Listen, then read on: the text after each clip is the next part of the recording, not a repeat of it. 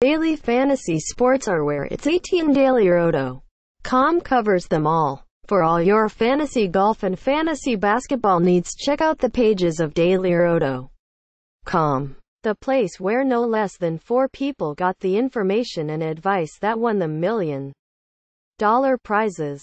This article appears courtesy of RotoExperts.com. Thank you. Milwaukee. The Brewers took the Major League Baseball hot stove, which was looking more like a deep freeze, and warmed things up real quick.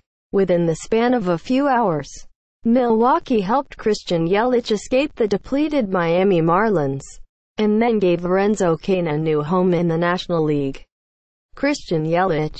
Mark Brown. Getty Images. Nowhere to go but up for Christian Yelich.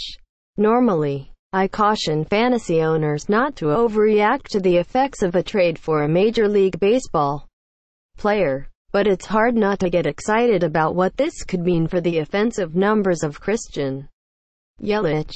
In addition to leaving the fantasy wasteland that the Marlins lineup has become, Yelich and his fantasy owners have even more reasons to smile. The difference between Marlins Park and Miller Park could not be more extreme. Marlins Park is an extreme pitcher's park, with 2017 park factors of 0.848, 28th in runs and 0.835, 25th in home runs. Miller Park leans much more offensive, with a 1.094, 8th factor in runs and 1.049, 12th in home runs. The gap is even bigger for left-handed hitters as Marlins Park plays to a 0.81 factor for home runs to right field, whereas Miller Park is a whopping 1.51.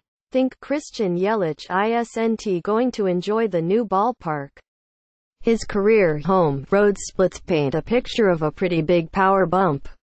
Over his 5-year career, Yelich has notched a 759 ops with 18 HRs at home and a 839 ops and 41 HRs on the road. Starting to get a little jazzed. But wait, there's more. Not only does Christian Yelich get a new ballpark, but he joins a brand new and improved lineup with impact hitters throughout. Both Yelich and Lorenzo Cain profile as potential leadoff hitters. It's hard to know which way Milwaukee will go. But if Yelich bats second, he could easily approach 100 runs and 100 RBI. Still not sold? What if I told you the Brewers stole the second most bases in the majors last year despite not have one player with more than 23? Yelich is just 26 years old. With such an aggressive team, he could very easily top his career high of 21 steals. We've been waiting for the big breakout from Christian Yelich for a while now. This could be the year, and it could be across the board.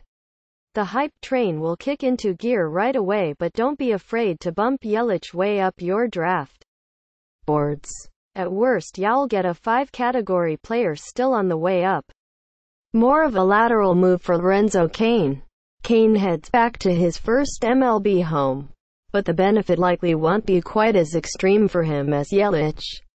He could still get a nice bump from the change in home field. Kauffman Stadium ranks 22nd in runs and 27th in home runs, with left field playing to a stingy 0.77 HR factor as opposed to Miller Park's more generous 1.12 mark. Cain is soon to be 32 years old, though, and his home-road splits are nowhere close to as extreme as those of Christian Yelich. The Royals lineup, at least in 2017, is also pretty comparable to what we can expect in Milwaukee this year. We might get a bit of a power boost out of Lorenzo Cain this year, but the big question with him is always health. He played 155 games in 2017, but prior to that, he had never managed more than 140 games during his 8-year career.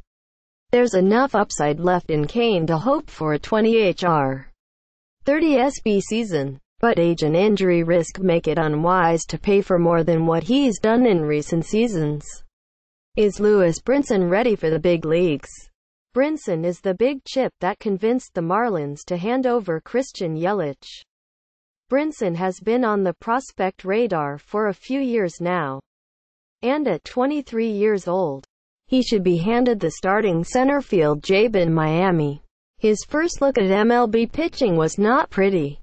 In 55 plate appearances, he batted just .106 and struck out in almost 31% of his at-bats.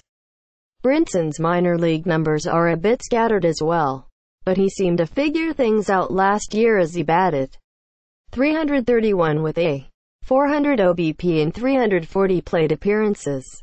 Keep in mind, that was for Colorado Springs of the Pacific Coast League. Pretty much the very best hitting situation a player could ask for. The comp I keep hearing for Brinson is Mike Cameron.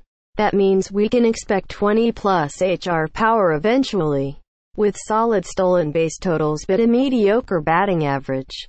It's hard to know what to make of Brinson in a Marlins lineup that is quickly losing talent. Fantasy owners can leave him for the end game in most leagues and hope for a decent power, speed bump if things fall right. Keeper league owners can take a more aggressive approach, as even with his limitations Brinson looks like a very nice fantasy asset. Possible fantasy losers of this Milwaukee mayhem. The Brewers' outfield was already a bit full of potential fantasy helpers. Now with Ryan Braun, Yelich and Cain expected to play full-time, that leaves Domingo Santana, Kean Broxton and Brett Phillips with no path to full-time at-bats. Don't expect that problem to remain for very long, though. At least two from that group could be dealt in the very near future. Where in the world is Domingo Santana? It's almost a certainty that Domingo Santana will be dealt for pitching help.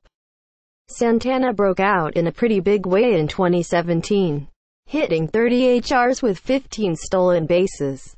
He did strike out in 29.3% of his at-bats though, so a repeat of his .278 batting average is very unlikely.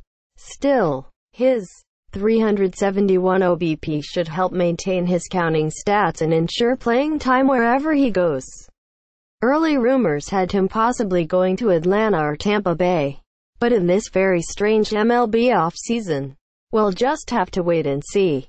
As of now, I'd downgrade Santana just a bit, but that's more likely due to regression than a possible trade.